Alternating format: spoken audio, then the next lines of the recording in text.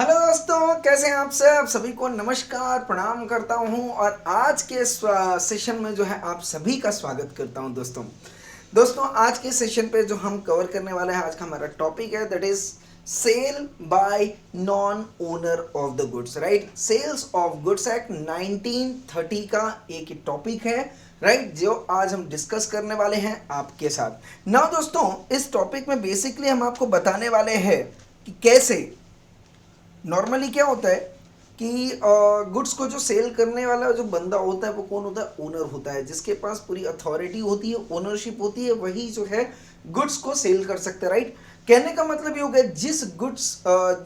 जिस पर्सन का गुड्स पे कोई हक नहीं है, मालिकाना हक नहीं है, वो गुड्स को नहीं बेच सकता। राइट, तो यहाँ पे इसी कॉन्सेप्ट को जो टॉपिक है आज का, इसी को डिस्कस करने वाले हैं हम यहाँ पे। राइट, और यहाँ पे कुछ एक्सेप्शंस भी दिए हुए हैं कि भले ही आपके पास मालिकाना हक ना हो, फिर भी जो है आप गुड्स को बेच सकते हैं। तो चलिए आइए समझते हैं किन किन सिचुएशन पे आपके पास मालिकाना हक नहीं है तो आप नहीं बेच सकते गुड्स को, और अगर आपके पास मालिकाना हक है तो आप गुड्स को बेच सकते हो। इसके अलावा भी अगर आपके पास मालिकाना हक नहीं है, फिर भी एज एन एक्सेप्शन आप गुड्स को बेच सकते हो। चलिए आ जाइए डिस्कस करते हैं आज का टॉपिक हमारा। तो आज का जो ये टॉपिक है दोस्तों, उसको गवर्न किया है सेक्शन नंबर 27 से लेके 30 तक। सेक्शन नंबर 27 से लेके 30 तक। राइट, नॉर्मली यहाँ पे जैसा कि बताया गया है कि जिस बंदे के पास, सपोज ये बंदे के पास क्या है दोस्तों? ओनरशिप। ओनरशिप का मतलब क्या हो गया? अब इसको समझ लेते हैं। सिंपल का मतलब कि अगर ए ओनर है गुड्स का, से सपोज इसके पास जो है वो कार है, ओके, और ए कार का ओनर है। ये कब पता चलेगा? जब इसके पास क्या होना चाहिए? टाइटल होना चाहिए, है ना? टाइटल तो होना ही चाहिए, और कुछ कुछ सिचुएशन पे पोजीशन के साथ क्या होना चाहिए? रिस्क। तो भी हम मान लेते हैं कि उसके पास टाइटल है। तो बेसिकली तीन चीजें होनी चाहिए। Number 1 is title, number 2 is position, and number 3 is what? Risk. कहने का मतलब क्या हो गया? टाइटल जो है वो सबसे ज्यादा इंपॉर्टेंट है दोस्तों। यही बताता है that is what called as ownership को। यही बताता है ओनरशिप क्या है। राइट, तो अगर आपके पास पोजीशन नहीं भी है, रिस्क नॉर्मली जो है वो किसके साथ आता है? ओनरशिप के साथ आता है। तो जिसका ओनरशिप रहेगा उसी का रिस्क रहेगा। अब रह गई बात पोजीशन की, तो पोजीशन आपके पास हो या ना हो, ओनरशिप से उसका कोई मतलब नहीं रहता।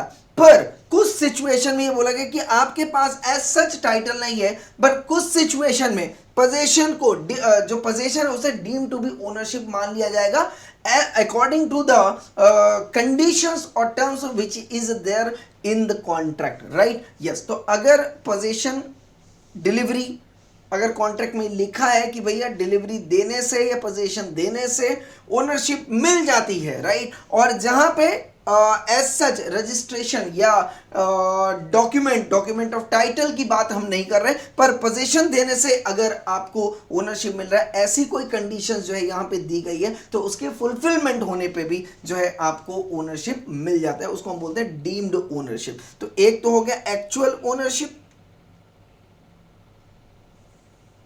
यस और नो, और दूसरा हो गया डीम्ड ओनरशिप। यस और नो? यस। जैसे मैंने एग्जांपल बोल दिया, पोजीशन के साथ पेमेंट, पोजीशन भी उसके हाथ में चलेगी, पेमेंट भी उसके हाथ में चला गया, पेमेंट उसने कर दिया मतलब, राइट, दोनों चीजें हो गई।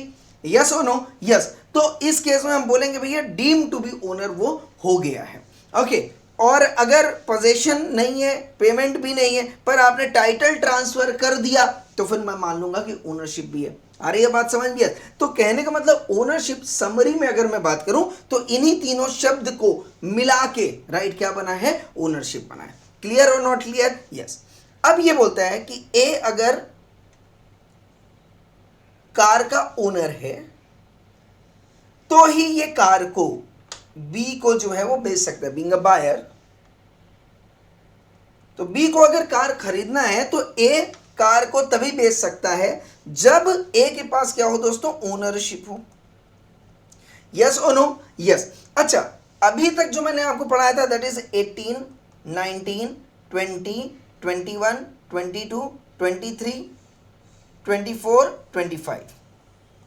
ये जो सेक्शंस मैंने पढ़ाए थे ये क्या बता रहा था? When the goods are pass on to buyer. तो यहां पे इस सेक्शन में जितनी भी बातें लिखी गई थी, राइट, वो किससे रिलेटेड लिखी गई थी दोस्तों? गुड्स के डिलीवरी से रिलेटेड, गुड्स के डिलीवरी से रिलेटेड, राइट, कि डिलीवरी जब आप कर रहे हो तो उस टाइम पे किस टाइम पे जो है ओनरशिप ट्रांसफर हो जाएगा, the property in the goods at what time is transferred from seller to buy. ये जो मैंने बताया, तो 18 बोलता है गुड्स असर्टेन होना चाहिए, 19 बोलता है दोनों का इंटेंशन होना चाहिए, ओके, 21 बोलता है डिलीवरेबल स्टेट में होना चाहिए। यस, ये सारी चीजें जो है यहाँ पे सेक्शन में बताई गई थी, और ये हमने सारे सिचुएशन समझ लिए थे कि अनसर्टेन गुड्स में कब गुड्स जो है वो ट्रांसफर होगा, ओके, अगर डिलीवरेबल स्टेट में नहीं है तो कब गुड्स ट्रांसफर होगा, गुड्स को ट्रांसफर करने के लिए गुड्स क्या होना चाहिए, असर्टेन होना चाहिए, अनसर्टेन, ये सारी चीजें हमने यहाँ पर डिस्कस की। पर आज का मुद्दा इससे रिलेटेड नहीं है, गुड्स से रिलेटेड नहीं है। आज का मुद्दा किससे है? सेलर से रिलेटेड है, कि कौन जो है गुड्स को पास ऑन कर सकता है। मैं ये बोलूंगा कि अगर कब गुड्स पास ऑन होगा तब तो आप इन सेक्शंस में चले जाना दोस्तों, और जब मैं बोलूं कि कौन पास ऑन करने लायक है, कौन पास ऑन करने का हक रखता है, तो आज जो हम डिस्कस करेंगे that is section number 27, 28, 29 and 30। ये बेसिकली किसको बिलोंग करेगा दोस्तों? सेलर को। तो आज का जो कॉन्सेप्ट रहेगा वो बेसिकली सेलर के ऊपर है, कि सेलर कब या कैसे, इसकी बात नहीं होगी, कौन व्यक्ति होगा, कौन सा बंदा है जो गुड्स को पास ऑन कर सकता है, राइट, यस, कब कर सकता है? जब उसके पास क्या होना चाहिए दोस्तों? ओनरशिप होना चाहिए। क्या होना चाहिए? ओनरशिप होना चाहिए, यस और नो? यस। तो अब ये बात आती है कि सर अगर बंदे के पास ओनरशिप है तो वो तो ट्रांसफर कर देगा, बोले हाँ साहब कोई दिक्कत नहीं है, जनरल रूल है। पर अगर मैं बोलता हूं कि बंदे के पास ओनरशिप नहीं है, ओनरशिप नहीं है, तो क्या वो, ध्यान से समझिएगा, गुड्स ट्रांसफर कर सकता है? ट्रांसफर कर सकता है। ट्रांसफर का मतलब हो गया डिलीवरी से ट्रांसफर कर सकता है, पर क्या वो बी को टाइटल दिला सकता है ओनरशिप का?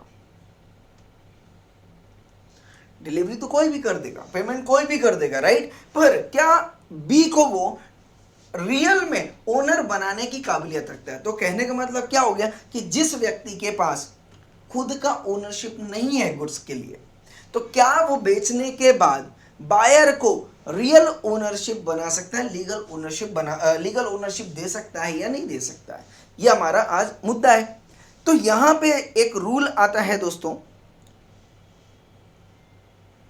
सेक्शन नंबर 27 पे, राइट। नॉर्मली सेक्शन 27 जो बोल रहा है ट्रांसफर ऑफ टाइटल की बात कर रहा है, sale by person not the owner. इसका मतलब अगर आप इस टाइटल से ही समझ रहे हो तो इसका मतलब क्या हो गया? Sale by person not the owner, जो ओनर नहीं है वो भी बेच सकता है। इसका मतलब क्या ये है कि जो ओनर होगा वो नहीं बेच सकता, वो बेच सकता है। तो वो क्या हो गया? अपना नॉर्मल रूल हो गया। वो क्या हो गया? नॉर्मल रूल हो गया। तो जो सेलर जिसके पास ओनरशिप है वो तो बेच ही सकता है, पर ये बोल रहे साहब जो ओनर नहीं है वो भी बेच सकते। इसका मतलब क्या होगी? ये नॉर्मल रूल का क्या बन गया? एक्सेप्शन। इस नॉर्मल रूल को आप लैटिन फ्रेज में क्या बोलते हो? नेमो, याद आया? दैट क्वे non habit, no one can transfer a better title what he does not have. Yes or no? Yes. So this is what called as normal rule, कि जिसके पास बेटर टाइटल नहीं है ओनरशिप का वो ownership transfer भी नहीं कर सकता, वो दूसरे को ओनरशिप नहीं दिला सकता। ये नॉर्मल रूल हो गया। पर बोलते हैं साहब कुछ एक्सेप्शन है जिसमें दिला सकता है। नंबर 1, अब ध्यान से समझिएगा, ए है, बी है। चलो एग्जाम्पल ले ले, तो मैंने एग्जाम्पल दिया हुआ है यहां पे। सपोज मान लीजिए ये ये रहे करण अर्जुन, ये है करण, ये है अर्जुन, ठीक है, और ये है buyer Amrish ji. In this diagram Karan was owner, मतलब he is the owner, Salman is owner, okay, and Arjun was seller, पर जो बेचने वाला है वो कौन है, अर्जुन है। Under what circumstances Amrish Puri being a buyer can get a better title do seller do not have. तो अब नॉर्मली अगर आप रूल फॉलो करोगे, नॉर्मली रूल फॉलो करोगे तो आप ये बोल दोगे कि कर Arjun being an owner, okay, sorry, being a seller who is not owner cannot transfer the ownership title to the buyer what he does not have। पर अगर आप सेक्शन नंबर 27 देखोगे तो ये बोल रहा है sale by person not the owner, जो ओनर नहीं है पर वो बेच सकता है, कब, subject to the provision of this act and of any other law for the time being in force where goods are sold by a person not the owner thereof and who does not sell them under the authority or with the consent of the owner। तो अर्जुन ने ना ही, अर्जुन के पास authority थी और ना ही उसके पास permission थी, उसने परमिशन भी ले लिया था। दो चीजें इंपॉर्टेंट है इसमें याद रखिएगा, एक तो अथॉरिटी भी नहीं है, मतलब एक तो वो ओनर भी नहीं है, दूसरा उसके पास अथॉरिटी भी नहीं है, और तीसरा उसने परमिशन भी नहीं लिया। ये तीन शब्दों को मैं यूज कर रहा हूं, तीन शब्दों को यूज कर रहा हूं। भाई बेचने के लिए या तो आप ओनर हो तो आपको किसी से परमिशन लेने की जरूरत नहीं है, दूसरा अगर आप ओनर नहीं हो तो एटलीस्ट आपको बाय डॉक्यूमेंट या बाय टाइटल जो है आपको अथॉरिटी दी गई हो कि आप बेच सकते हो, और तीसरा अगर अथॉरिटी भी नहीं दी हो एटलीस्ट आपने परमिशन ले लिया हो कि भैया मैं बेच दूं क्या, वो बोल दे तो आप बेच दो। ये बोल रहे तीनों भी नहीं लिया है। The buyer acquires no better title to the goods than the seller had। नहीं ले सकता, बायर के पास कभी टाइटल जा ही नहीं सकता unless the owner of the goods is by his conduct precluded from denying the seller's authority to sell। क्या लिखा है यहां पे, owner of the goods is by his conduct precluded from denying the seller's authority to sell। क्या मतलब हो गया इसका, ध्यान से समझिएगा। सलमान ओनर थे, शाहरुख जो है वो ओनर नहीं थे बट वो बेचना चाह रहे थे, बट ये घोड़ा किसका था, करण का, किसका था, करण का, पर बेचना कौन चाह रहा था, Arjun. Try and understand, Arjun के पास ना ही ओनरशिप था, ना ही परमिशन थी, ना ही अथॉरिटी थी, क्या फिर भी अर्जुन ये गुड्स है, मूवेबल गुड्स है, ये सेल्स ऑफ गुड्स एक्ट में कवर होगा, क्या बायर को बेच सकता है, बेच तो सकता है, पर क्या बायर को बेटर टाइटल दिला सकता है what he does not have. ये एक बात तो पक्का कि अर्जुन के पास जो है वो टाइटल नहीं है, ओनरशिप का टाइटल नहीं है। तो अर्जुन के पास अगर ओनरशिप का टाइटल नहीं है, क्या अमरीश पुरी को ओनरशिप का टाइटल दिला सकता है, नहीं दिला सकता। सर कब नहीं दिला सकता, ओनरशिप ना होने के बावजूद भी उसके पास अथॉरिटी ना हो और उसने परमिशन भी ना लिया। यस और नो, नॉर्मली नहीं दिला सकता, एक्सेप्शन बोलते हैं दिला सकता है। कब, जब अर्जुन ने बेच दिया। ट्राई अंडरस्टैंड, सलमान ने ये घोड़ा खरीदा था से सपोज मान लो 50,000 रुपए में, अमरीश पुरी को ये घोड़ा पसंद आ गया, सलमान खान जो करण था वो उस समय अवेलेबल नहीं था, वो कहीं गया हुआ था, बाहर गया हुआ था। अमरीश पुरी को एक घोड़ा पसंद आया, उसने बोला मैं इसका 1,20,000 रुपए दूंगा, आप मेरे को दे दो। अब अर्जुन करण का भाई था तो बोले यार करण तो है नहीं, मेरे पास ओनरशिप नहीं है, ना ही करण ने मेरे को अथॉरिटी दी है बेचने की, और ना ही मैं उसे परमिशन ले पा रहा हूं क्योंकि वो अवेलेबल नहीं है। पर वो 1,20,000 उसको लगा कि यार बेच दूंगा, मेरे को अच्छा 70,000 रुपए का जो है प्रॉफिट मिल जाएगा, उसने बेच दिया। अब जब उसने बेच दिया तो अमरीश पुरी ने उसको बोनाफाइडली खरीद भी लिया। उसने यहाँ पे चिक चक नहीं की कि भाई साहब मेरे को जो है आप कागजी कार्रवाई करो या कागज वगैरह सब कुछ दिखाओ, ऐसा कुछ भी नहीं बोला। पर ठीक है कोई दिक्कत नहीं, मैं आपको एक्चुअल में 1,20,000 दे रहा हूँ। कोई फ्रॉड नहीं किया, कोई मिसरिप्रेजेंटेशन नहीं था, 1,20,000 रुपए दे दिए, बोनाफाइडली एक्ट किया। यस और नो? यस। अब ये बताओ, अमरीश पुरी को पता भी था, ध्यान मेरे एक शब्दों को समझिएगा यहाँ पे, अमरीश को पुरी को पता भी था कि अर्जुन जो है ओनर नहीं है, इसको पता था, नोटिस में था। क्या बताओ, अमरीश पुरी को ओनरशिप टाइटल मिल सकता है। अब आप अगर यस और नो करोगे आंसर में ना, तो आंसर गलत हो जाएगा। आंसर जो होगा वो आपका कंडीशनल होगा। आंसर क्या होगा? कंडीशनल होगा। कंडीशनल क्या होगा कि एक सिचुएशन आप दो जहां पे सेक्शन 27 कंप्लाई ना हो रहा, मतलब वो ओनरशिप था, अथॉरिटी भी नहीं थी, परमिशन भी नहीं लिया था, तो वो नहीं बेच सकते साहब, नहीं होगा। परंतु किंतु लेकिन बंधु, लेकिन किंतु परंतु बंधु, अगर सलमान खान वापस आया और उसने बोल दिया कि चल भाई कोई बात नहीं है, तूने बेच दिया तो बेच दिया, तो मेरा भाई है, मैंने मान लिया, भले ही तूने परमिशन नहीं लिया, भले ही मैंने तेरे को अथॉरिटी नहीं दी, भले ही तेरे पास ओनरशिप नहीं था, पर मैंने मान लिया। तो अगर ये ओनर मान जाएगा तो क्या इसको बोना टाइटल मिल जाएगा? यस। तो this is what called as section number 27 says that. बहुत अच्छा सेक्शन है दोस्तों, यहां पे क्वेश्चन घुमा के एग्जाम में आ भी सकता है, तो याद रखिएगा, ओनरशिप, अथॉरिटी, परमिशन ना भी हो फिर भी एक रास्ता खुला है, क्या? ओनर मान जाए बाद में। सिंपल लैंग्वेज में बोल रहा हूं, ओनर अगर मान गया, भले ही सेलर ओनर भी नहीं था, अथॉरिटी भी नहीं थी, परमिशन भी नहीं थी, पर उसने फिर भी बेच दिया, क्या बायर को बेटर टाइटल मिल सकता है? हाँ मिल सकता है। कब? अगर ओनर मान जाता है। ओनर ने एक्सेप्ट कर लिया तो फिर कौन रोकेगा भाई? मियां बीवी राजी तो क्या करेगा काजी।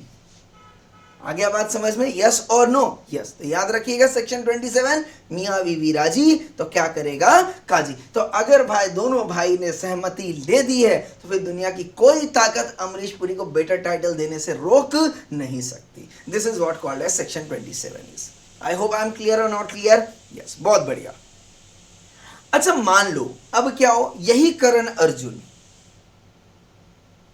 यहां पे आते हैं, अब ये चेंज हो गए, मूवी आपने देखी होगी है ना, तो एक दोबारा जन्म हुआ था इनका। अब इस दोबारा जन्म में ये भाई भाई नहीं थे, ये कौन हो गया? यहां पे करण ओनर था, यस, दोबारा जन्म हुआ तो करण कौन था? ओनर था। अर्जुन इस बार भाई नहीं था, अर्जुन कौन बन गया? एजेंट। अर्जुन जो है अस्तबल देखता था, मूवी अगर आपको याद हो तो मैंने जस्ट यहां पे कहानी जोड़ने की कोशिश की है। तो अब यहां पे करण ओनर था और जो शाहरुख खान था वो अस्तबल चलाता था, घोड़ा जो है वहां पे अस्तबल था, उसको मैनेज करता था। तो वो एज एन एजेंट, वो ओनर नहीं था। वो कौन है इस बार? एजेंट है। अब इस बार फिर से अमरीश पुरी आए, बोले यार मेरे को ये घोड़ा पसंद आया, मेरे को ये चाहिए। शाहरुख ने बोला, अर्जुन ने बोला कि भैया करण नहीं है, जब करण आ जाए तो ले लेना, मेरे पास क्योंकि ओनरशिप नहीं है, मेरे पास जो अथॉरिटी नहीं है, मेरे पास परमिशन नहीं है। यस और नो? यस। तो अगर इस बार भी वही सिचुएशन हुआ, 50,000 की चीज थी, 1,20,000, सर नया जन्म हुआ था, 20-25 साल बीत गए, कुछ तो प्राइस बढ़ गई होगी, ले भैया मैंने बढ़ा दी प्राइस, ठीक है, 70,000 में खरीदा था, उसने 2 लाख में बेचा, अभी ठीक है, चलो बहुत बढ़िया। अब बताओ, अगर एजेंट का काम क्या होता है? ओनर की बात को, ओनर के जो ट्रांजैक्शंस होते हैं उसमें असिस्ट करना, जो भी ओनर कर रहा हो असिस्ट करना। करण भी यही करता, करण भी यही होता, तो क्या करता भाई? घोड़ा ला रहा, खरीद रहा है ना, और आगे बेच रहा है, प्रॉफिट कमा रहा है, बिजनेस है। एजेंट का काम क्या है? उसके इस बिजनेस में उसको सपोर्ट करना, असिस्ट करना। बहुत बढ़िया। अमरीश पुरी ने भी बोला भाई कोई दिक्कत नहीं है, तुम एजेंट हो, एक काम करो, करंट अवेलेबल नहीं है, आप ही मेरे को घोड़ा बेच दो। कॉन्सेप्ट समझ में आ रहा है या नहीं आ रहा है? यस और नो? बोले कोई बात नहीं, 70,000 का है पर मैं आपको 2 लाख रुपए में दे दूंगा। ऐसा किसने बोला? अर्जुन ने बोला, और अमरीश पुरी मान गया। और ठीक है साहब, ये ले लो, 2 लाख रुपए उसने दे दिया। अब बताओ इस केस में क्या, ध्यान से समझना, क्या क्या क्या अमरीश पुरी के पास बेटर टाइटल आ सकता है? बेटर टाइटल आ सकता है। अर्जुन के पास चूंकि ओनरशिप भी नहीं था, प्लस अथॉरिटी भी नहीं थी, प्लस परमिशन भी नहीं था। और मान लो इस बार आके सलमान खान ने बोला कि कैसे तुमने मेरे परमिशन के बगैर ये घोड़ा बेच दिया, मैं जा रहा हूं अमरीश पुरी से घोड़ा वापस ले ले। क्या सलमान खान अमरीश पुरी से घोड़ा वापस ले सकता है? सलमान खान तब ले सकता है जब अमरीश पुरी के पास बेटर टाइटल ना हो। पर अगर अमरीश पुरी के पास बेटर टाइटल आ गया तो फिर सलमान खान भले ही वो ओनर हो, घोड़ा नहीं ले सकता वापस। चलिए आज देखते हैं सेक्शन को, आपको क्या बोलता है। Provided that where a mercantile agent, कौन? Arjun, with the consent of the owner. Oh my god, with the consent of the owner. क्या उसने कंसेंट लिया था? नहीं लिया था। मेरी बात ध्यान से समझना, कंसेंट नहीं लिया था। और उसके पोजीशन में गुड्स था, हाँ अर्जुन के पोजीशन में गुड्स था। और of a document of title, नहीं टाइटल उसके हक में नहीं था, बट पोजीशन में था गुड्स। तो बोलता है any sale made by him when acting in the ordinary course of business. क्या उसका ऑर्डिनरी कोर्स ऑफ बिजनेस है? यस, अर्जुन का ऑर्डिनरी कोर्स ऑफ बिजनेस है घोड़े की खरीदी करना, घोड़े को बेचना।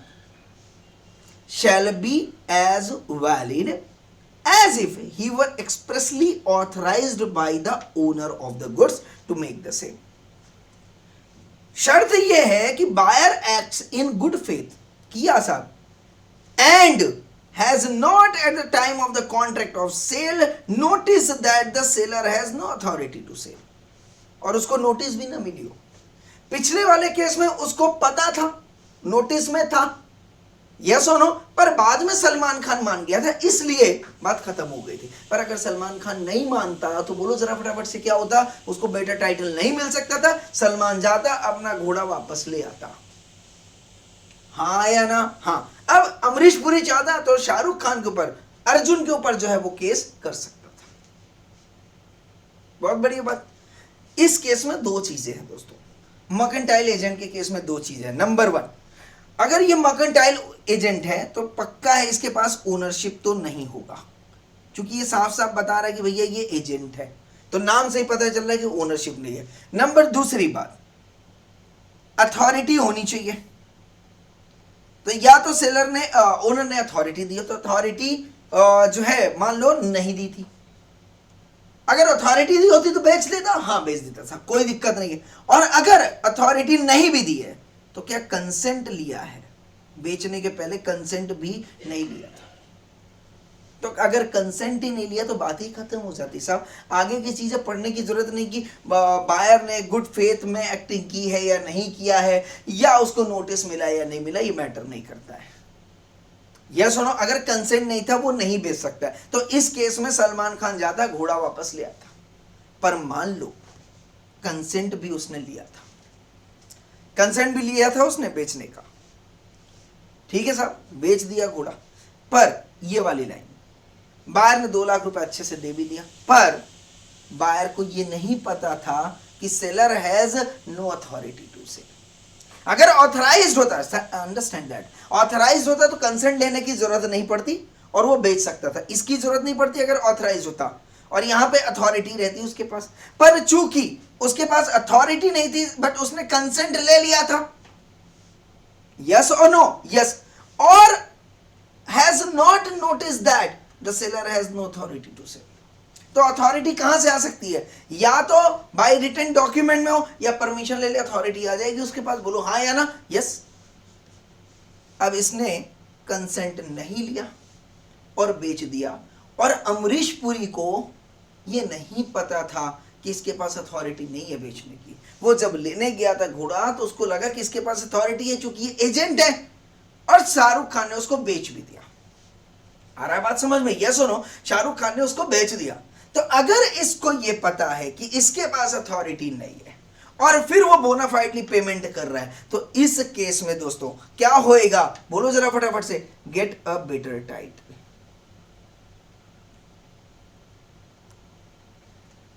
Gate a better title, try and understand that. पर अगर इसको नोटिस मिल जाती उसी टाइम पे, ये सुनो, कोई मान लो वहां पे दूसरा कस्टोडियन भी होता है, अर्जुन के अलावा भी कोई होता है, बोले नहीं साहब, नहीं नहीं, ये अर्जुन के पास जो अथॉरिटी नहीं है सेल करने का, बाद में आप चक्कर में पड़ सकते हो। आ रहा है बात समझ में? यस और नो? यस। इसके बावजूद भी बोले फर्क नहीं पड़ता साहब, ये लो 2 लाख रुपए, मैं घोड़ा ले गया। इसके बाद अगर सलमान खान मना कर देता तो फिर ये जो है बेटर टाइटल इसको नहीं मिलता। पिक्चर क्लियर है या नहीं क्लियर है? यस और नो? तो ये बताओ, मर्केंटाइल एजेंट जो है बायर को कब बेटर टाइटल ट्रांसफर कर सकता है? मर्केंटाइल एजेंट बायर को कब बेटर टाइटल ट्रांसफर कर सकता है? क्वेश्चन है मेरा। सारे सिचुएशन बता दिए। Summary summary summary. नंबर 1, पहला उसके पास क्या होना चाहिए? पोजीशन। किसके पास? से मर्केंटाइल एजेंट के पास क्या होना चाहिए? Position of the goods. क्या उसके पोजीशन में है? अगर पोजीशन में है तो ठीक है, नहीं तो और क्या होना चाहिए? टाइटल होना चाहिए उसके पास। ये देखो यहां पे लिखा है, दोनों चीजें लिखी है। या तो उसके पास क्या हो? पोजीशन हो, या तो डॉक्यूमेंट ऑफ टाइटल हो, इनवाइस वगैरह हो गया, कोई भी ऐसा दस्तावेज हो, document of title, title document हो उसके पास कि भैया बेचा तो उसने लिख दिया हो। क्लियर और नॉट क्लियर? इन दोनों में से कोई एक चीज हो। इसके बाद ध्यान से समझना, इसके बाद क्या बोल रहा है कि बायर जो है वो बोनाफाइड एक्ट करना चाहिए, और ये जो सेल करेगा, sale in the ordinary course of business. Ordinary course of business का मतलब क्या हो गया कि एजेंट का काम ही हो घोड़े बेचने का। एजेंट का, अगर एजेंट का काम नहीं है घोड़ा बेचने को, कोई और काम कर रहा है, पर एक्सक्लूसिवली यहां पे ट्रांजैक्शन किया, तो फिर कवर नहीं होगा। समझना, ये तीनों कंडीशन सेटिस्फाई होनी चाहिए मर्केंटाइल एजेंट के केस में, तभी वो बेटर टाइटल ट्रांसफर कर सकता है। नंबर 1, उसके पास पोजीशन हो और टाइटल डॉक्यूमेंट हो, और इसके साथ साथ क्या होना चाहिए? ऑर्डिनरी कोर्स ऑफ बिजनेस में ट्रांजैक्शन कर रहा हो। 2 कंडीशन यहां पे लगेगी बायर के लिए। Number 1, act bonafidely, and number 2, no notice as to seller has no authority to sell.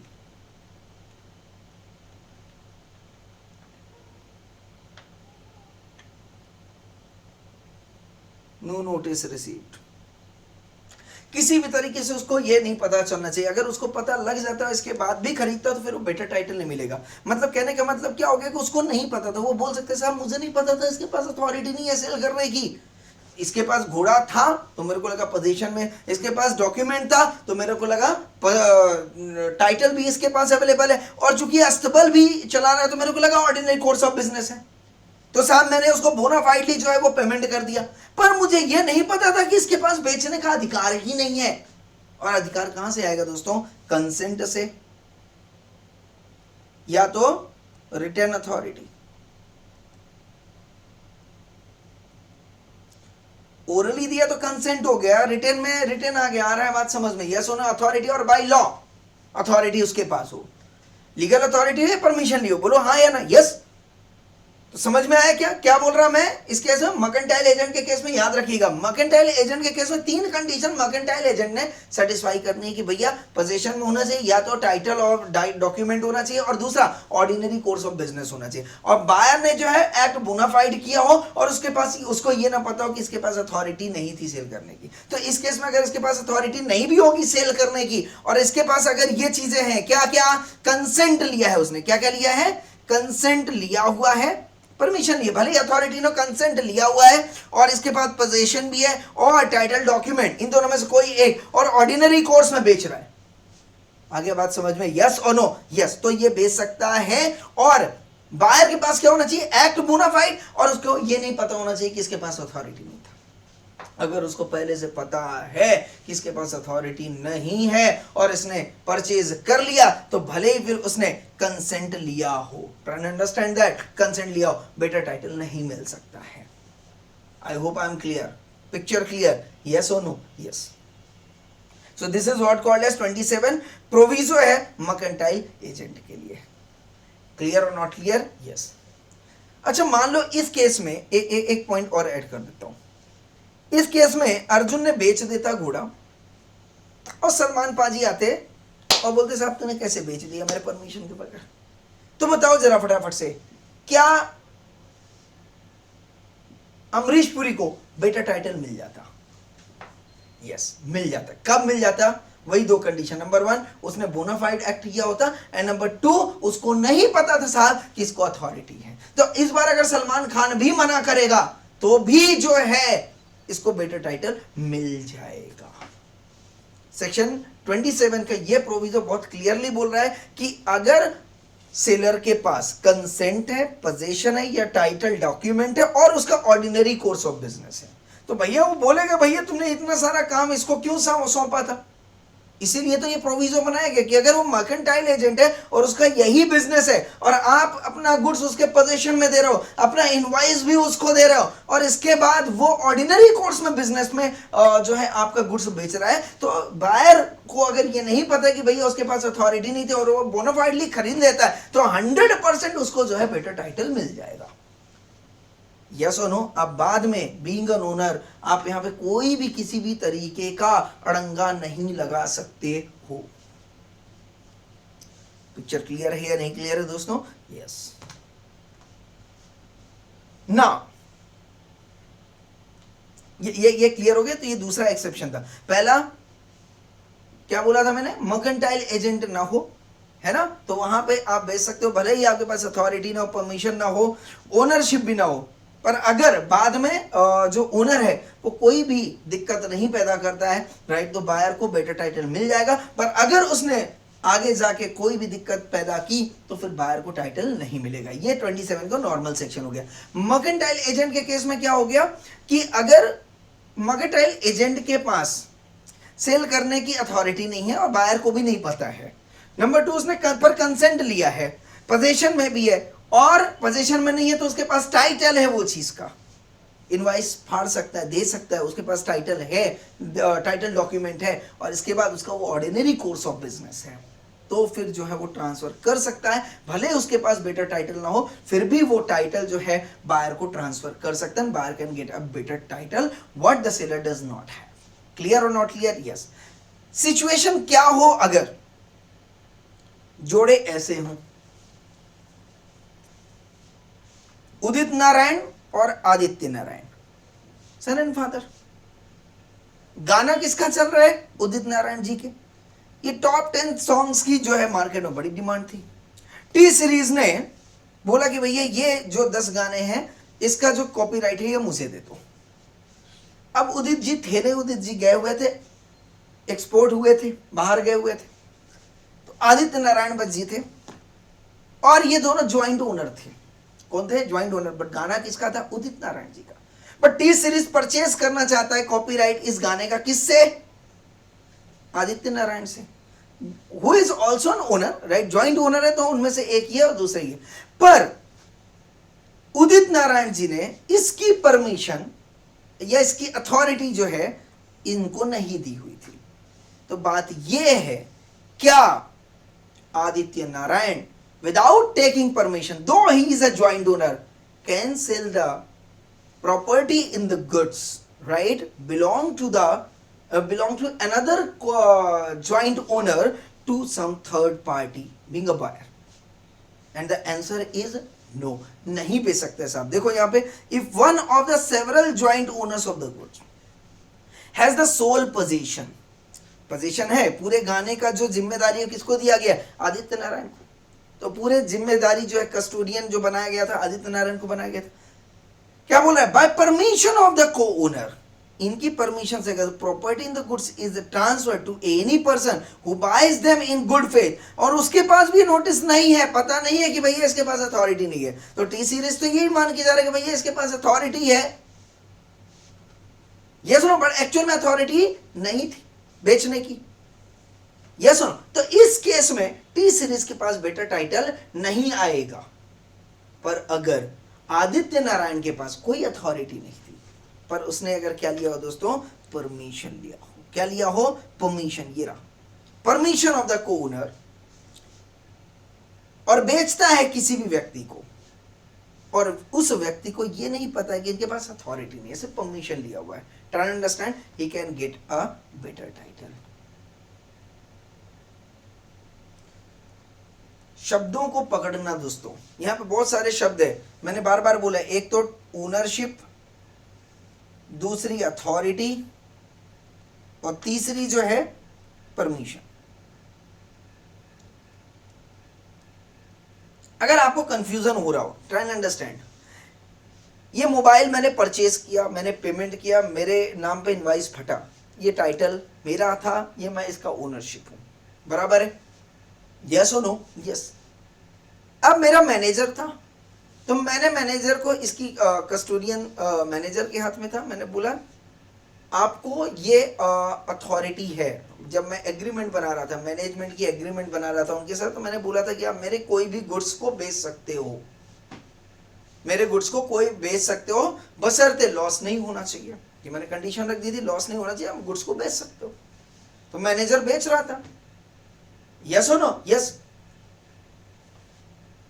तीसरा, मैंने मैनेजर को अथॉरिटी नहीं दी थी, मैंने आप नहीं बेच सकते, पर बेचना तो मेरे से पूछ लेना, this is what called as permission. उसके पास अथॉरिटी भी नहीं था, ओनरशिप नहीं था, परमिशन लेके बेच रहा था। मैंने बोला था हाँ, अभी मैं 5 दिन बाहर जा रहा हूं तो आप बेच सकते हो, मैं जब तक यहाँ पे हूं तो आप नहीं बेच सकते, ट्राई अंडरस्टैंड। तो अथॉरिटी नहीं है, पर वो परमिशन ले ले, साहब एक कस्टमर आया है, ये गुड्स इतने में मांग रहा है, दे दूं क्या? मैंने कहा आप दे दो, परमिशन दे दिया, दे दो।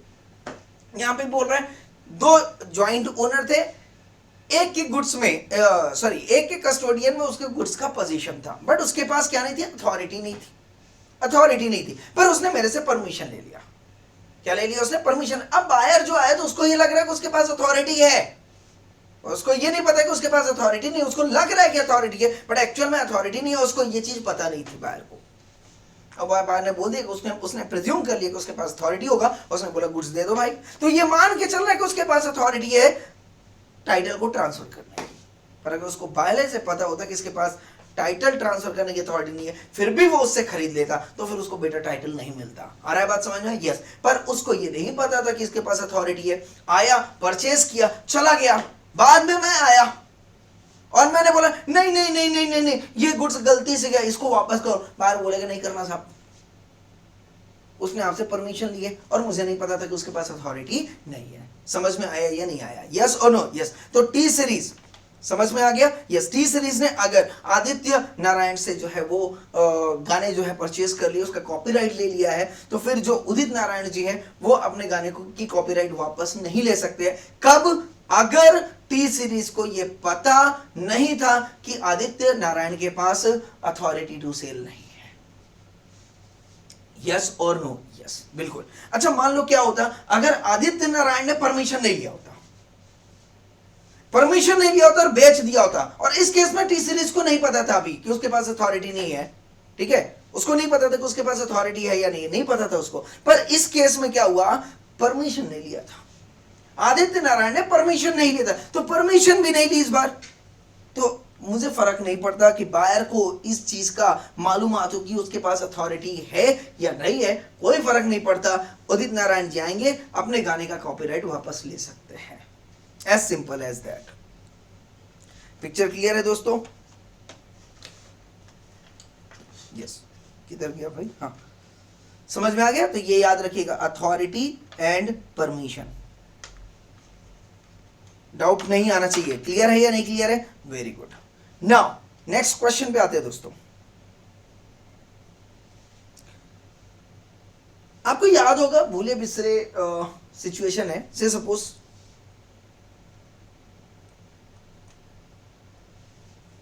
ए ने बी को बोला कि कार जो है आप अपनी मुझे दे दो। कार की कीमत थी 5 लाख रुपए, उसने बोला मेरे को 1 लाख रुपए में चाहिए, दे दो। बी बोला मैं नहीं दूंगा, बोला मैं इधर लगा के कनपट्टी पे ना ऐसे दबाऊंगा, निपट जाओगी इधर ही। दे रहा है या नहीं दे रहा है बोल, बस आप डर गया, दे दिया। अब जब दे दिया, ध्यान समझना, तो इस कार का जो टाइटल है वो किसके पास आ गया, बायर के पास आ गया। ये कौन था इस केस में, सेलर था। यह समझ, कहानी याद आ रही है क्या, कहां पे पढ़ा था दोस्तों, इंडियन कॉन्ट्रैक्ट एक्ट 1872, कौन सा सेक्शन था, कोएर्सन की बात है, ये कोएर्सन लग रहा है, तो सेक्शन नंबर 15, और 15 से कहां पे पहुंचते थे अपन, 19, याद हो अगर, वाइडेबल कॉन्ट्रैक्ट।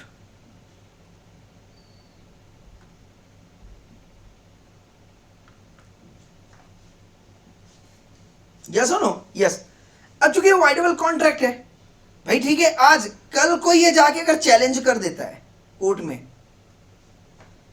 कर को चैलेंज कर देता, बताओ जरा क्या इसको कौन सा टाइटल मिला है, बेटर टाइटल या voidable title, that is called as what, voidable title. आज तो टाइटल मिल गया, पर बाद में कल को मुकर भी सकता है। अगर कोर्ट को इसने क्या बोल दिया कि भैया इसने मेरे दिमाग में बंदूक रखा था और उसके वजह से मैं जो है 5 लाख की चीज 1 लाख देने में मजबूर हूं, साहब मेरे को ये टाइटल अब नहीं देना है, मेरे को वापस चाहिए, तो बताओ जरा फटाफट से, क्या इसको वापस करना पड़ेगा टाइटल, यस।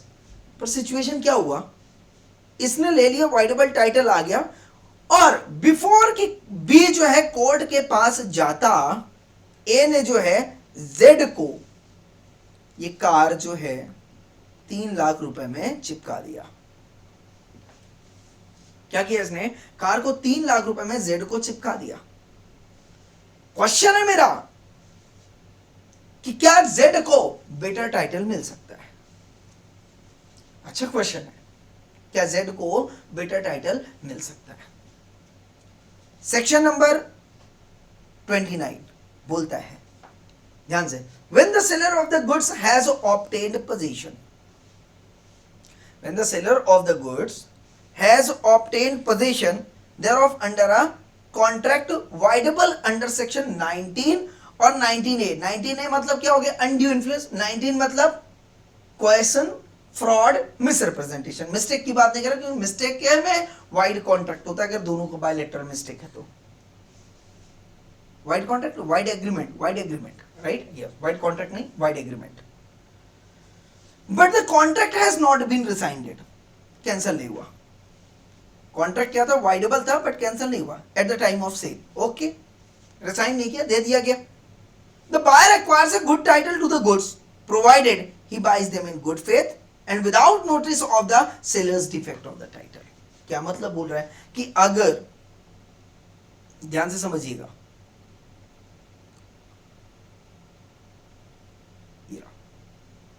जेड को बेटर टाइटल कब मिलेगा दोस्तों, ध्यान से समझिएगा, वाइडेबल टाइटल था ना, आज है कल नहीं हो सकता था, पर जेड को बेटर टाइटल मिलेगा कब, जब इसने बोनाफाइड एक्ट किया हो और इसने, ए ने बी को प्रताड़ित करके बी की सिचुएशन के बारे में इसको पता नहीं था, no idea about these coercion, then only he can get a better title. पर अगर इसको पता होता कि ए ने जो है, ए के पास जो टाइटल है वो वाइडेबल टाइटल है दोस्तों, राइट, और इसके बावजूद अगर वो खरीदता तो फिर जेड को जो है, जेड बी जो है वो जेड से वापस अपना गुड्स ले सकता था। पर चूंकि जेड बोल देगा भाई कि मुझे नहीं पता था, तो प्रैक्टिकली अगर आप सोचोगे तो जेड को बेटर टाइटल मिल जाएगा। तो वाइडेबल कॉन्ट्रैक्ट के केस में जो है जेड को बेटर टाइटल मिल जाएगा। कंडीशन यही कि उसको ये बोलना पड़ेगा कि साहब प्रैक्टिकली आप भी समझ रहे हो कि क्या बोल देगा बी थोड़ी ना बोलेगा नहीं नहीं मुझे नहीं पता। अगर उसके ये फायदे का सौदा है तो बी कभी भी नहीं बोलेगा कि मुझे पता था, आपको प्रूफ करना पड़ेगा कि उसको पता था, कोई एविडेंस हो, वीडियो रिकॉर्डिंग, ऑडियो, ये प्रैक्टिकल चीजें चलेगी। बट जेड यही बोलेगा नहीं। बट अगर उसको लगेगा ये घाटे का सौदा है तो बोल देगा नहीं साहब मुझे पता था साहब, ये जो है इसको प्रोवाइड करके लाया था, ले जाओ इसको। और जब 19 लग जाएगा तो 19 के साथ आपको पता है 64 भी लग जाएगा, तो जो भी बेनिफिट इसने 3 लाख रुपए या जो भी एडवांस ए को दिया होगा वो उससे वापस ले सकता है। देखो सेल्स ऑफ गुड्स एक्ट में इंडियन कॉन्ट्रैक्ट एक्ट भी बराबर बराबर चल रहा है। पर सोचो अगर क्या होता,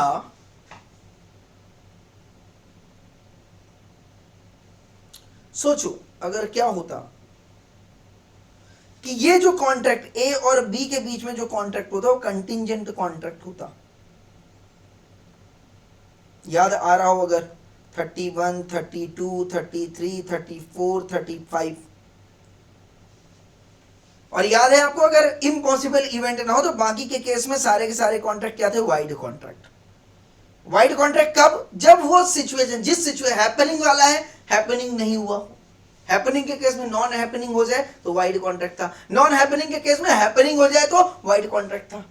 तो अगर सोचो कंटिंजेंट कॉन्ट्रैक्ट बनाया था some on the basis of some condition and that condition that event is uncertain event, है ना, दैट इवेंट जो भी आपका प्रॉमिस था, original promise is that linked with some event which is uncertain, हो या ना हो गॉड नोस, राइट।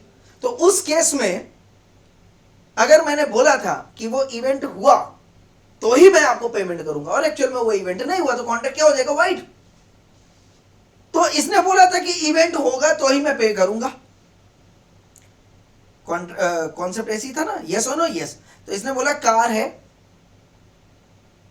बी ने बोला कि मैं आपको कार 5 लाख रुपए की 1 लाख रुपए में तभी दूंगा, तब ही दूंगा। क्या कंडीशन रख दी, अगर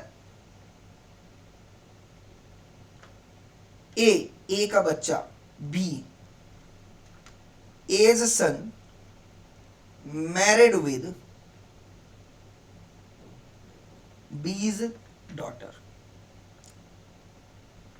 तो हैपनिंग वाली सिचुएशन थी, टाइम मालूम नहीं दिया था। अब चूंकि बी जो था वो इंडिपेंडेंट था, बी सी से शादी करेगा नहीं करेगा, टोटली इंडिपेंडेंट था। इंडिपेंडेंट होना चाहिए ना कॉन्ट्रैक्ट, यस और नो, यस। और प्रॉमिसर के विल के हिसाब से नहीं होना चाहिए, तो बिल्कुल था। तो बोले साहब अगर ए का लड़का बी की लड़की से शादी करेगा तभी जो है बी 5 लाख रुपए की कार को 1 लाख रुपए में ए को दे देगा। उसने शादी नहीं की तो ए ने सपोज जाके क्यू से शादी कर ली, तो कॉन्ट्रैक्ट क्या हो गया दोस्तों, वाइड। ऐसा होता उसके पहले ए ने जेड को बेच दिया, ऐसा होता, राइट, यस और नो, यस। ए अभी तक क्यू से शादी नहीं किया तो उसके पहले ही, पर ए अभी तक बी से भी शादी नहीं किया था, तो ए अभी तक किसी से शादी नहीं किया था। और इसी बीच जो है ये गुड्स जो है कार ए ने लेके किसको दे दिया, जेड को दे दिया। बोले ठीक है साहब आप ये कार दे दो, मैं आपको वादा करता हूं कि मेरा जो बेटा है आपकी बेटी से शादी करे। पर ए भाग के तीसरे से शादी कर लिया, यस सुनो। और इसी बीच जो ए ने जेड को कार बेच दी 3 लाख रुपए में।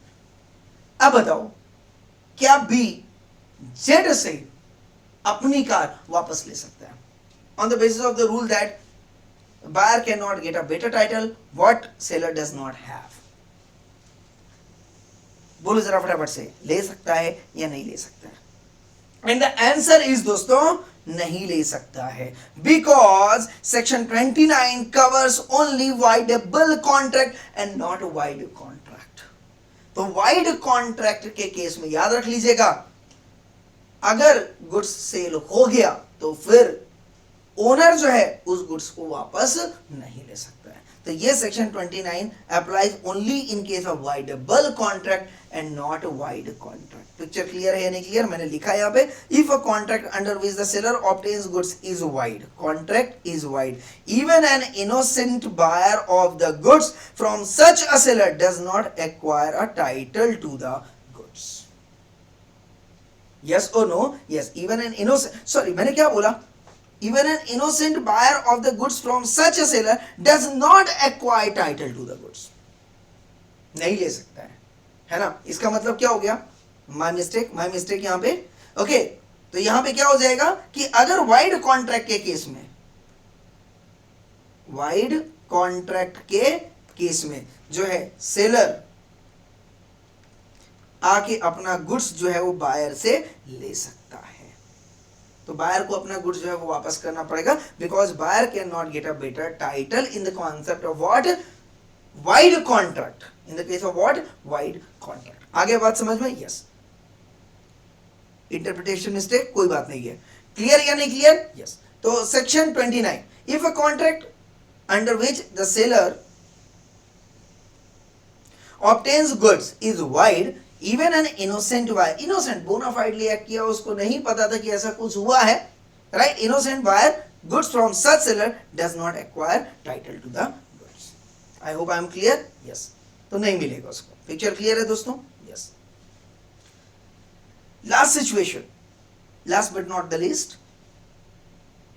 मान लीजिए A है, B है, ए ने ऑफर दिया, I want to buy machine on hire purchase basis. अब जैसे ये शब्द हायर परचेज आता है तो यहां पे हायर परचेज एक्ट जो है वो यहां पे अप्लाई हो जाएगा। बी ने बोला ओके, तो अब यहां पे जो हायर परचेज एग्रीमेंट बन रहा है सारी चीजें इसके हिसाब से होगी। बोले साहब ठीक है, अब ये जो चीज मशीन दे रहा था, मशीन की जो वैल्यू थी वो 10 लाख की थी, और इसकी जो लाइफ थी ये 30 साल की थी, पर उसने हायर परचेज किया कितने के लिए? 10 साल के लिए मान लो। पर उसने जो वैल्यू देना प्रेफर किया, राइट, वो बोले साहब मैं आपको हर महीने 10,000 रुपए दूंगा। हर महीने कितना दूंगा? 10,000 रुपए दूंगा, और at the time of 80th instalment, अगर 80 इंस्टॉलमेंट मैंने दे दी, मतलब 8 लाख रुपए दे दिए, तुम अगर मुझे लगेगा, इफ आई फील सो, किसने बोला? If B feel so he can transfer the goods. ये केस 1 हो गया। केस 2 था mandatorily, I will transfer the goods,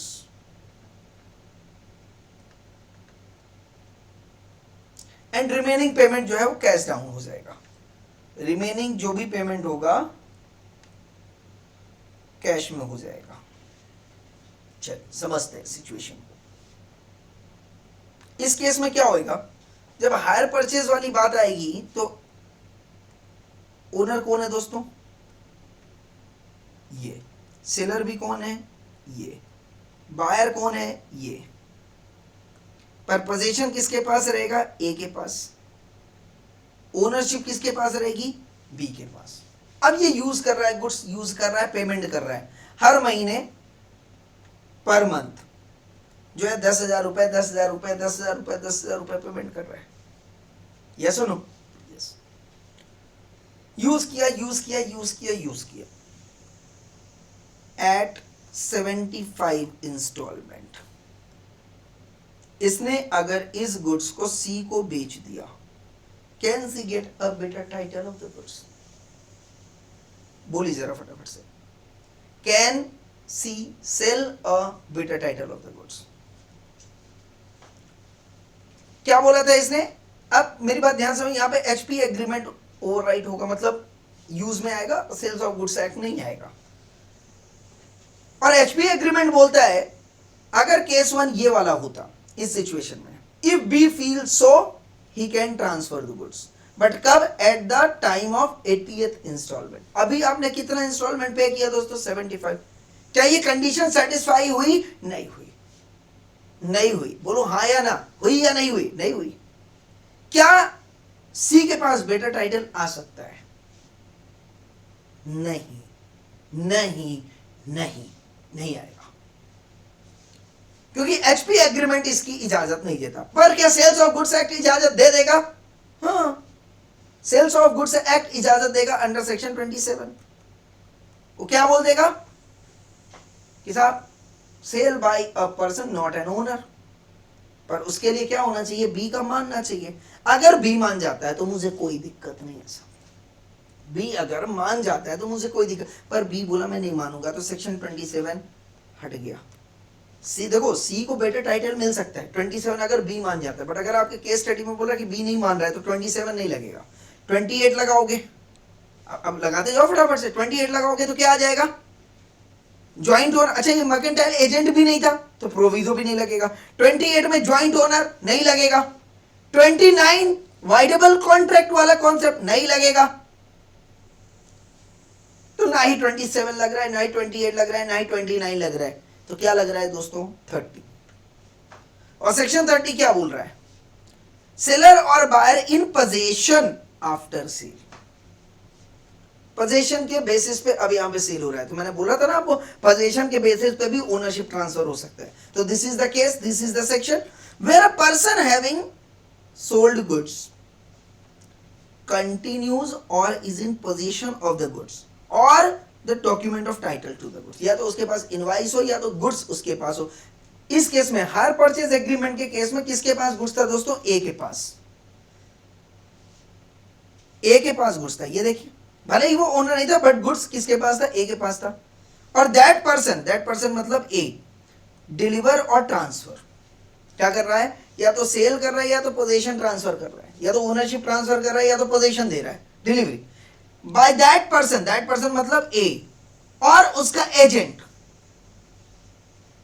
ठीक है, किसमें? अंडर अ सेल, या तो सेल कर रहा हूं, मेरे केस में सेल है तो सेल, या तो प्लेज कर रहा हूं या अदर डिस्पोजिशन, जिस भी तरीके से, to any person receiving the same in good faith and without, उसको भी नहीं पता है कि साहब आपने हायर परचेज पे खरीदा, उसने तो ये मान रहा है कि भैया आपके पास अथॉरिटी है।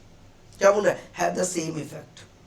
सेम इफेक्ट बिल्कुल वैसा ही होगा जैसे as if the person making the delivery transfer were expressly authorized by the owner. क्या बोल रहे हैं यहां पे साहब? ये बोल रहा है अगर किसी व्यक्ति के पास पोजीशन में गुड्स है या उसके पास इनवाइस है तो वो व्यक्ति उस गुड्स का अंडर एनी सेल किसी भी व्यक्ति को बेच सकता है। Have the same effect, position हो या तो उसके पास क्या हो दोस्तों? ट्रांसफर कर सकता है। पर कब? जल्दी बोलो फटाफट से। The person making the delivery or the transfer were expressly authorized by the owner। क्या उसको अथॉरिटी मिली थी दोस्तों? नहीं मिली थी। क्या उसने कंसेंट लिया था? नहीं लिया था। तो 27, 28, 29 लग सकता था इस वाले केस में भी, पर कब? जब परमिशन या कंसेंट वाली बात आती। नहीं था, नहीं लगा साहब। आ रहा है बात समझ में? यस और नो? यस। पर ये सेक्शन जो बोल रहा है ये बहुत क्लियरली बोल रहा है क्या? कि अगर आपके पोजीशन में गुड्स है तो आप बेच सकते हो। पोजीशन में गुड्स है तो आप बेच सकते हो। पर इसमें एक चीज इंपॉर्टेंट लिखी हुई है। क्या लिखी हुई है दोस्तों? ध्यान से देखिए। ऐसे तो किसी के, सपोज मान लो एग्जांपल है कि मेरा गुड्स चोरी हो गया, अब वो किसी को मिल गया, अब वो ले जाके किसी को बेच सकता है। बेच सकता है क्या? नहीं। Lost of finder of lost goods याद आ रहा है? इंडियन कॉन्ट्रैक्ट एक्ट नहीं कर सकता। आप सिर्फ केयर कर सकते हो, उसका बेच नहीं सकते हो। हाँ, अगर वो खराब हो रहा हो या कुछ भी ऐसी चीज आपको लग रहा है कि गुड्स खराब हो तो उस केस में आप बेच दो। सर एक्सेप्शन है वहां पे भी, पर नॉर्मली आप नहीं बेच सकते। तो ये बोल रहे साहब आप पोजीशन में तो आप बेच दोगे, और ऐसे बेच लो जैसे मान लूंगा कि मैं आपके पास अथॉरिटी थी, तो साहब बात ही खत्म होगी। फिर तो साहब इतना लंबा ऑनरशिप के लिए टाइटल की तो बात ही नहीं करनी। आपके पास पोजीशन है, आप बेच दो। यहां पे देखो एक वर्ड लिखा है दोस्तों, क्या? Where a person having sold. ये नहीं लिखा where a person who sold the goods. यहां पे क्या लिखा है? Where a person having sold goods. उसके पास बेचा हुआ गुड्स है। बेचा हुआ क्या है? गुड्स है। मतलब क्या है? ए ने बी को गुड्स बेच दिया था, सेल कर दिया था, बट बी ने अभी तक पोजीशन, नॉर्मली बी को चाहिए थी बायर को, बट उसने पोजीशन नहीं लिया, वो किसके पास था? सेलर के पास ही था, पोजीशन इसके पास था। टाइटल किसके पास गया? बायर के पास, बट पोजीशन अभी भी किसके पास था? सेलर के पास था, क्योंकि उसने पूरा पेमेंट नहीं किया हुआ था, एडवांस वगैरह देके गया था। और ए ने उसको बार बार बायर को बोला, भैया आ जाओ, ले जाओ गुड्स वगैरह ले जाओ, खराब हो जाएगा। बोले साहब आ रहा हूं, नहीं आता था। तो क्या अब ए इस गुड्स को सी को बेच सकता है? बोलो जरा फटाफट से। यस, सेक्शन 30 में बेच देगा। तो where a person having sold goods continues or is in possession or the goods or of the documents of title to the goods, the delivery or transfer by that person of the goods or document title under any sale to any other person receiving the same with the having the same effect as if the person making the delivery or transfer were expressly authorized by owner of the goods। पर मेरा जो concept था वो HP agreement वाला था। तो अभी जो ये वाला कॉन्सेप्ट बताया वो ए के कॉन्सेप्ट से, वन वाले ये सबसेक्शन 1 के कॉन्सेप्ट से अलग था। सबसेक्शन 2 पे आते हैं। सबसेक्शन 2 बोलता है where a person having bought और agreed to buy. Very very important. आप बताओ एचपी एग्रीमेंट अगर हुआ है तो ये एग्रीमेंट कौन सा है? फ्यूचर गुड्स और specified goods, existing goods, future goods. Yes और नो? फ्यूचर गुड्स मतलब एग्रीमेंट टू सेल। और इस केस में जो हायर परचेज पर गुड्स लिया था वो क्या कर रहा है? Agreed to buy. Agreed to buy. मेरी बात ध्यान से समझिएगा दोस्तों। अब ये क्या बोल रहा है? Obtains with the consent of the seller position. अब उसके पास गुड्स का जो पोजीशन है तो विद द कंसेंट था, और टाइटल जो, और अगर पोजीशन नहीं था टाइटल, बट मेरे केस में अभी पोजीशन आ रहा है। और ये बोल रहा है पोजीशन में आने के बाद डिलीवर और transfer that person to any person receiving the same in good faith and everything shall have same effect as if such layer right that did not exist. क्या बोल रहा है? वो भी बेच सकता है। तो अब इस केस में जो मेरा बंदा था, ये कौन? ए जो बायर था, क्या वो बेच सकता है? अगर आप सबसेक्शन 2 पढ़ोगे तो आपको लगेगा कि वो बेच सकता है साहब, बट वेरी वेरी इंपॉर्टेंट, आप ये केस भूल गए। Case 1, case 2। केस 1 बोलता है साहब if B feels he can transfer the goods.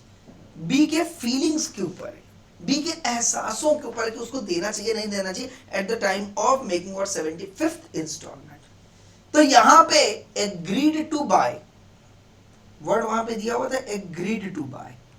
Bye तो किया नहीं था, बाय वाला तो ऑप्शन ही नहीं है क्योंकि एचपी एग्रीमेंट है। दूसरा था agreement to buy. And agreement to buy का मतलब क्या होता है? दो चीजें, एक तो कंडीशन पूरी हो जाए या तो फ्यूचर टाइम वो जो दिया हुआ था वो पूरा हो जाए। मैंने पढ़ाया है आपको। यस और नो? अगर इन दोनों में से कोई भी एक चीज हो गई तो बताओ जरा फटाफट से, क्या सेलर की अब इतनी हिम्मत है कि उसको मना कर दे? नहीं साहब, क्योंकि ये दो कंडीशन अगर इनमें से कोई भी एक चीज पूरी हो गई जिसके बेसिस पे एग्रीमेंट टू सेल का कॉन्ट्रैक्ट बना हुआ है, क्या आ जाएगा? ऑब्लिगेशन। सेलर मस्ट बी न bound to deliver the goods. तो ऑब्लिगेशन टू सेल आ जाएगा सेलर के पास, क्योंकि ये एग्रीमेंट टू बाय जो था, एग्रीमेंट टू सेल जो था, राइट, ये क्या बन जाएगा? कॉन्ट्रैक्ट ऑफ सेल बन जाएगा। और ये जो फ्यूचर गुड्स था ये एग्जिस्टिंग गुड्स बन जाएगा। आप समझ लेना बात को। तो एग्रीमेंट टू सेल का मतलब क्या होता है कि जब ये कंडीशन या फ्यूचर टाइम फुलफिल हो जाए तो ऑब्लिगेशन टू बाय सेलर के लिए, yes no, obligation to sell seller के लिए, and right to buy buyer के लिए हो जाता है। बोलो हाँ या ना? यस और no? Yes. Option to sell और ऑब्लिगेशन टू सेल में फर्क समझ में आ रहा है क्या? यस।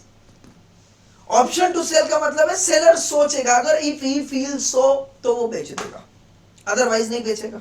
और ऑब्लिगेशन टू सेल का मतलब कि कि वो कंडीशन अगर सेटिस्फाई होगी तो अब सेलर को बेचना ही पड़ेगा। दोनों में फर्क समझ में आ रहा है। कंडीशन क्या थी कि at the time of 75th instalment, at the time of making what 75th instalment B feel so और मैंडेटरी, तो यहां पे क्या आ रहा है ऑब्लिगेशन टू सेल, और यहां पे क्या आ रहा है दोस्तों option to cell.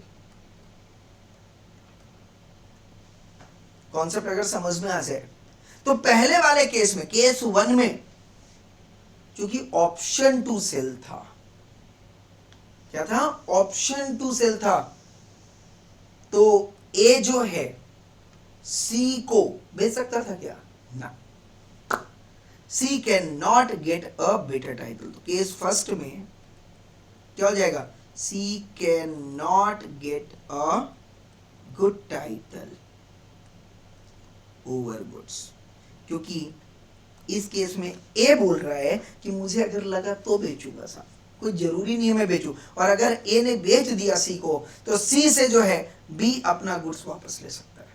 But case number 2 में अगर बी ये बोलता है कि at the time of making 80th instalment, condition ये थी 80th इंस्टॉलमेंट, यस, और 75 में तो कभी भी नहीं होगा, सिर्फ लगेगा तो क्या लगेगा 27 की, भैया हाँ चलो मैं मान गया, ठीक है बेच दो तो फिर बेच दो। पर ये बोलते 75 में तो आप कैसे भी नहीं बेच सकते हो सर, यस और नो, यस।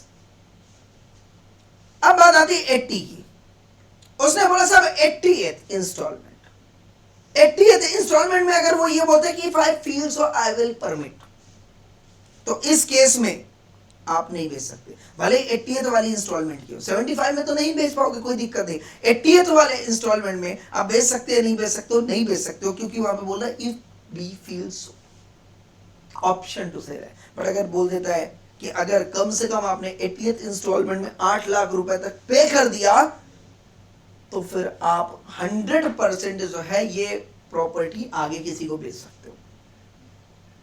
एचपी एग्रीमेंट है, बोलो हाँ या ना। और इस केस में जैसे ही 80th इंस्टॉलमेंट हुआ तो 81 से लेके 100 इंस्टॉलमेंट कभी भी क्या वो सी को बेच सकता है, yes. And can C get a better title, yes, she can get a better title what A does not have. A को तो अभी टाइटल नहीं मिला था, पर बी के पास obligation to transfer the title आ गया था at the time of making the payment of 80th instalment. I hope I am clear with this, yes. So this is how we complete the transfer of title. That is what sale by non-owner. Sale by what non-owner. याद रहेगा ये, yes बिल्कुल। तो आज का session दोस्तों यहीं पे कंप्लीट होता है। ये सारा का सारा कॉन्सेप्ट जो है हमने इफेक्ट ऑफ कॉन्ट्रैक्ट के चैप्टर ही इस सेक्शन आज के सेशन के साथ कंप्लीट हो जाता है। ठीक है, तो इजाजत है, थैंक यू सो मच। कोई भी डाउट हो आप प्लीज मैसेज करिए, कमेंट करिए, राइट। वीडियो को लाइक करना ना भूलें, चैनल को सब्सक्राइब करना ना भूलें। अगर आपने चैनल सब्सक्राइब किया तो प्लीज, नहीं किया हो तो प्लीज चैनल सब्सक्राइब कर दीजिए, ठीक है दोस्तों, ताकि जो है आपको लेटेस्ट वीडियोस का अपडेशन नोटिफिकेशन मिलता रहे और आप यूं ही नॉलेज का लुफ्त उठा पाए। ठीक है, इजाजत है, thank you so much, thank you everyone.